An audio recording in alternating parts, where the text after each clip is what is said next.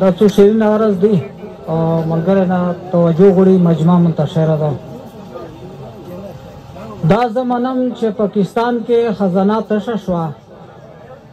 دا زمانم چې پاکستان کې خزانه تشه شوه، د چا په وجه په قصور د چا ګناه تشه شوه. او د خزانه مالک نه دا پوښتنه زه کومه، د خزانه مالک نه دا پوښتنه زه کومه، ته خو به ولوې که چېرته وي چې دا تشه شوه او تاسو خو ویل چې نوازي وړلې میش پوتې شوې،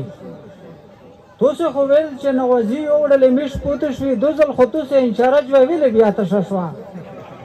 او په 300 کې دومره یوازې کې نقصان نشته ده، په 300 کې دومره یوازې کې نقصان نشته ده لکه چې څومره د زمونږ پښتونخوا تشه شوه او چې ورچوي نه ترې اوبو سره زنا ډالرې انګار صاحب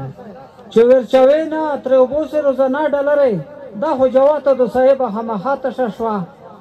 او مرالي ته دا کیسه وکړه چې زړه مې تام شي، او مرالي ته دا کیسه وکړه چې زړه مې تام شي چې دومره څه شی پکې شته دي که صفا تشه شوه.